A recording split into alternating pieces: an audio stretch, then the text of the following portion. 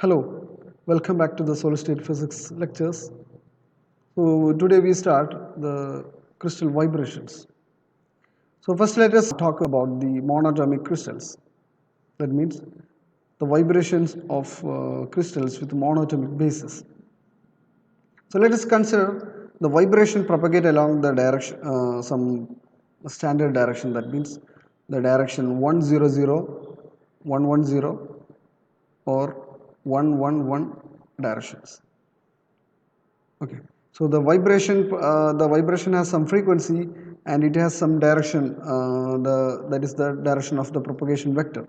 So we derive the relation between the frequency and the wave vector k, angular frequency omega and the wave vector k.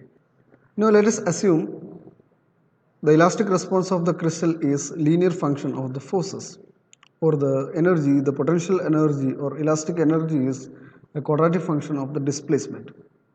So we have neglected the third order term, so on, fourth order term, etc. So we are considering only the second order function, second order term. That means potential energy of the form of kx square. Okay, so it is harmonic because at low deformation, the elastic energy is a quadratic function of relative displacement between any 2 points in the crystal. So now let us consider this crystal to be a large number of planes of atoms. Okay, so if we imagine this is the crystal, then inside the crystal we can consider these atoms, infinitely arranged atoms. We can consider this crystal to be a large number of planes of atoms. So first plane, second plane, third plane, like that, like towards the left also, like that. So the displacement of the reference plane, nth plane is us. Okay, the displacement of the atoms may be along the direction of propagation of wave vector k or the perpendicular to the direction of wave vector k. So therefore there are three modes of vibration, that is two transverse mode and one longitudinal mode. Two transverse mode means vertical and horizontal vibration. So there are three different types of modes is there for the vibrations in the crystal.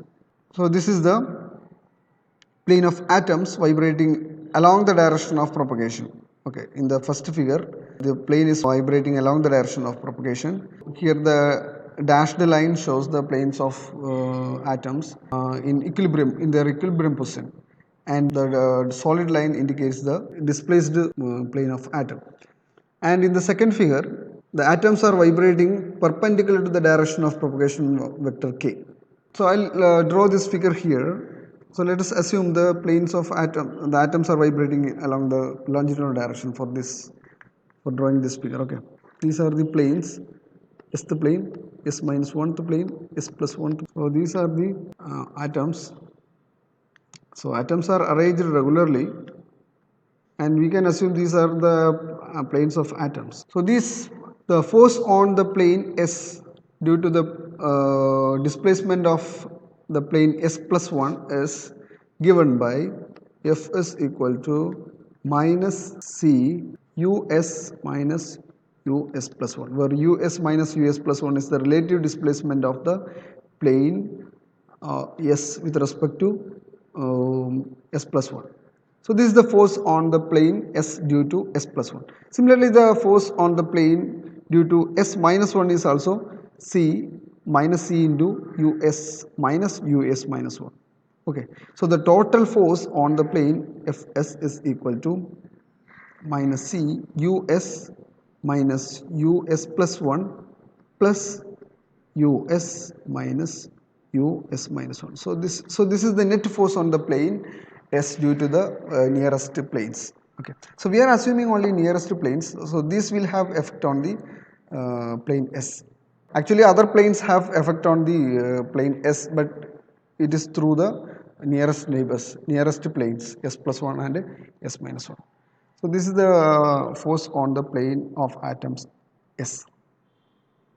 So C is the force constant. We know C is the force constant, spring constant or force constant. So therefore, all the atoms S are vibrating in phase. They all have the same displacement us. Okay, for the plane S. Therefore, we can assume it is the force on a single atom. So Fs is the force on a single atom also. So therefore, C is our force constant of a single atom.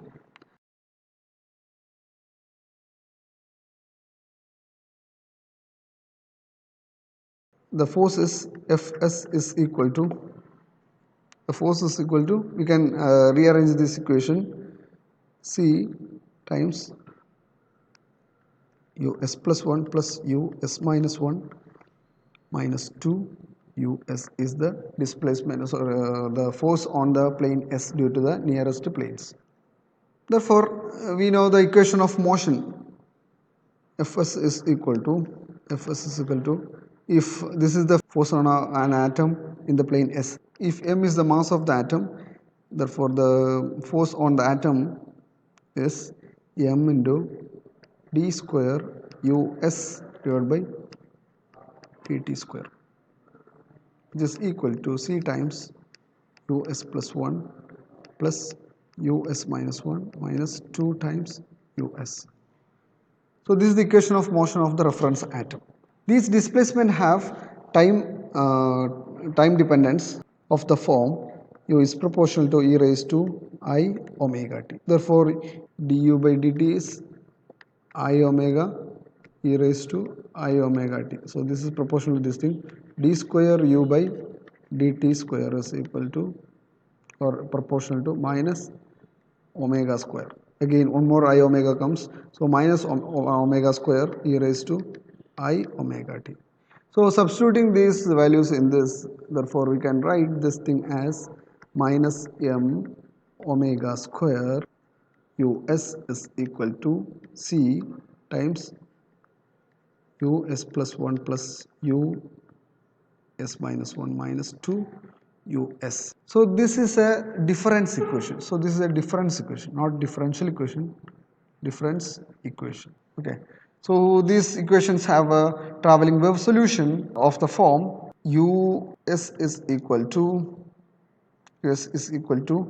some u exponential isk. Okay.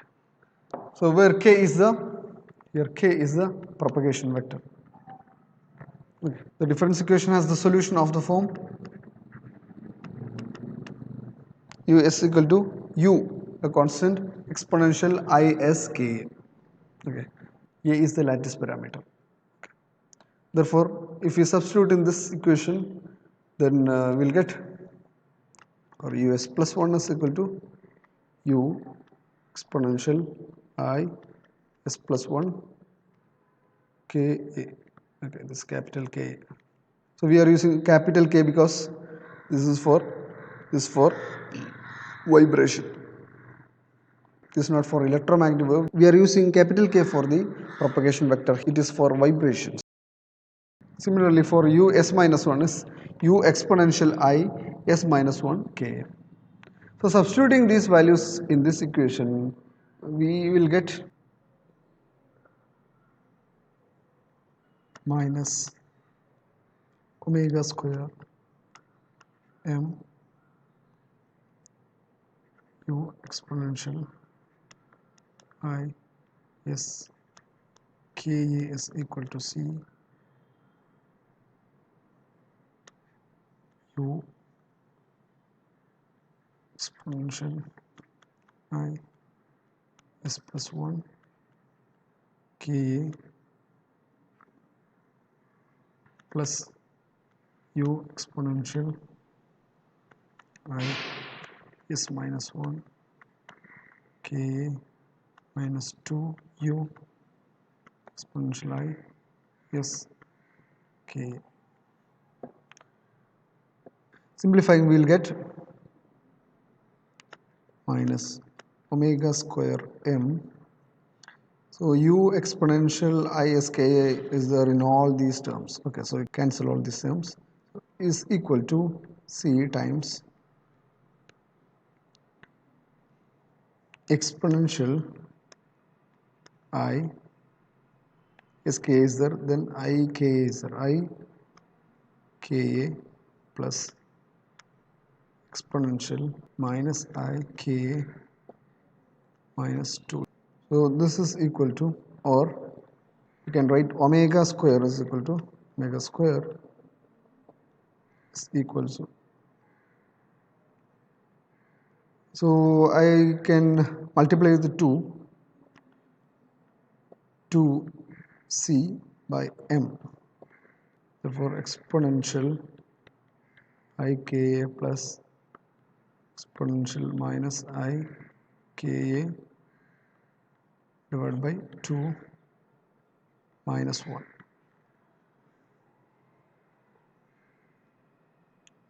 So I have taken 2 outside from both these terms. Okay. So therefore it is better to write this omega square is equal to 2c by m exponential Ika plus exponential minus Ika by 2. So this is cos Ka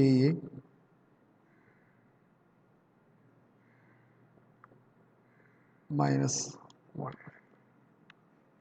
Here minus sign is there. So this is equal to omega square is equal to minus 2c by m cos Ka minus 1.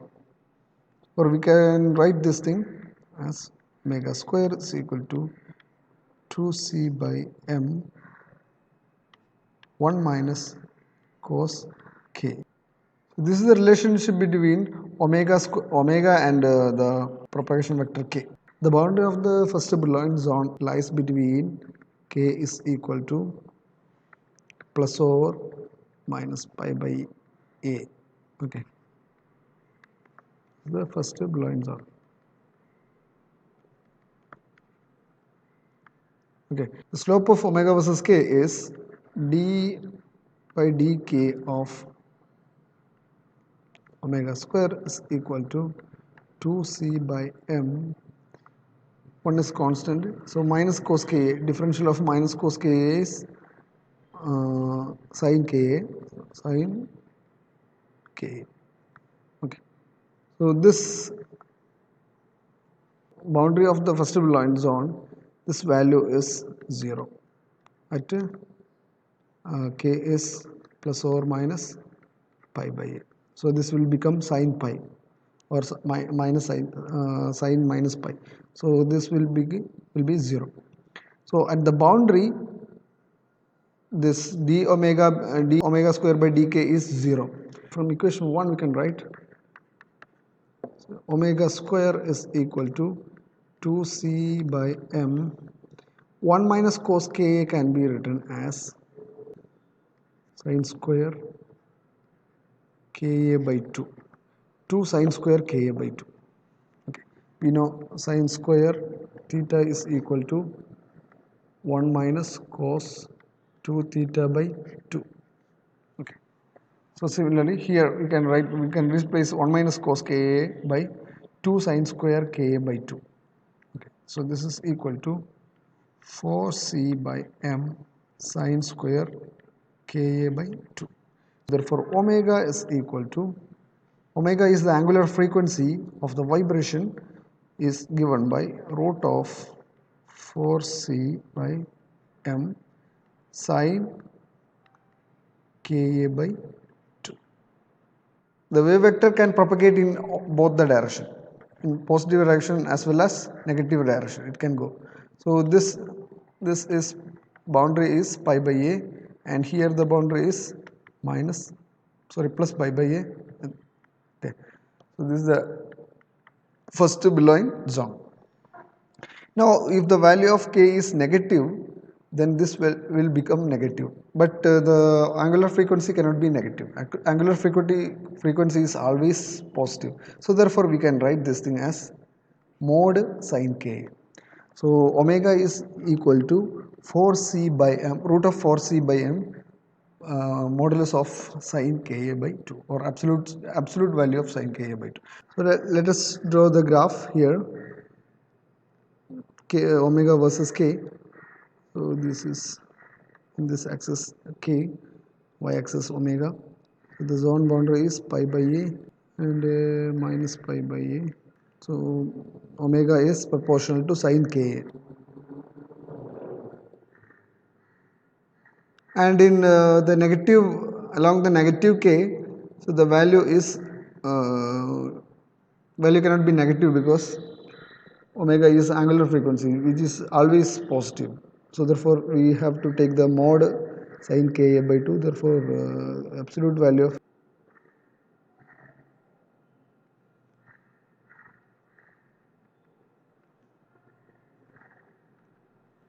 so this is the graph. Okay, at the boundaries the slope of this curve is 0. Now let us see what range of k is physically significant for this elastic waves.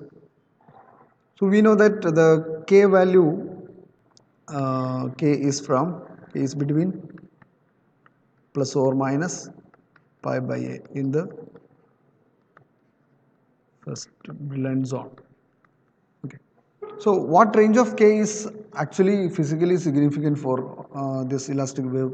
We can analyze that. For that we can take the ratio of the displacement of the two successive planes.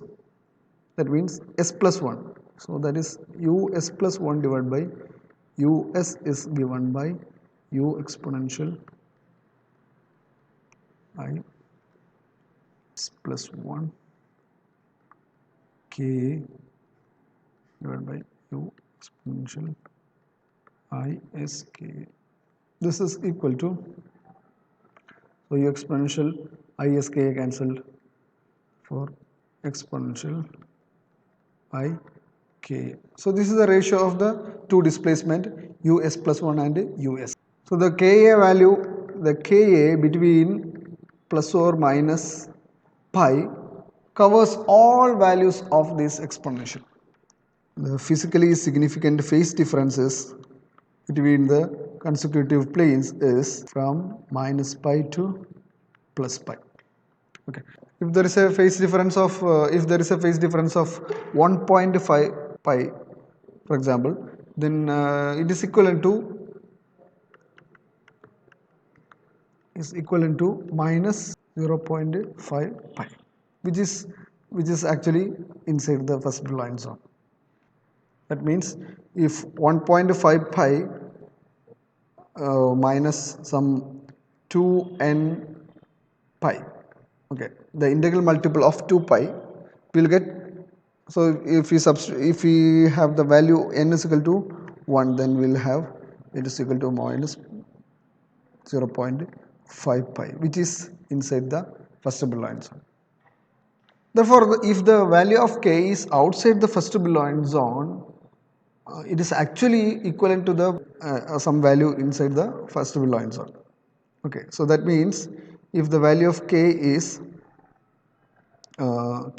outside the first Brillouin zone, is outside the range plus or minus pi by a, then we can subtract a reciprocal lattice vector from this k, that is k minus some 2 pi by a into n. So 2 pi n by a, if you subtract with the 2 pi n by a, you will get a propagation vector k dash, which is equivalent to k within the order. So this k dash is inside plus or minus pi by a. Okay, so this range. അപ്പോൾ നമ്മൾ എന്ത് ചെയ്യുന്നു, അപ്പോൾ ശരിക്കും actually physically significant ആയിട്ടുള്ള മറ്റു value ഒക്കെ ഇതിന് ഇക്വലൻ്റ് ആണ് എന്ന് പറഞ്ഞാൽ ഒരു വാല്യൂ പ്രൊപ്പഗേഷൻ വെക്ടറിൻ്റെ magnitude outside the Brillouin zone ആണെന്നുണ്ടെങ്കിൽ അതിന് ഇക്വലൻ്റ് ആയിട്ടുള്ള ഒരു വാല്യൂ എവിടെയുണ്ട്, ഇൻസൈഡ് Brillouin സോണിൻ്റെ ഉള്ളിലുണ്ട്. അതിനെന്ത് ചെയ്താൽ മതി, integral multiple of 2 pi by a കൊണ്ട് സബ്ട്രാക്ട് ചെയ്താൽ മതി ഇത് ആ വെക്ടറിനെ. Okay, so these are vectors. So these are vectors, these all are vectors. Okay, so 2 pi by a n എന്ന് പറയുന്ന ഒരു reciprocal lattice vector. 2 pi by a is a reciprocal lattice vector. So integral multiple of this also reciprocal lattice.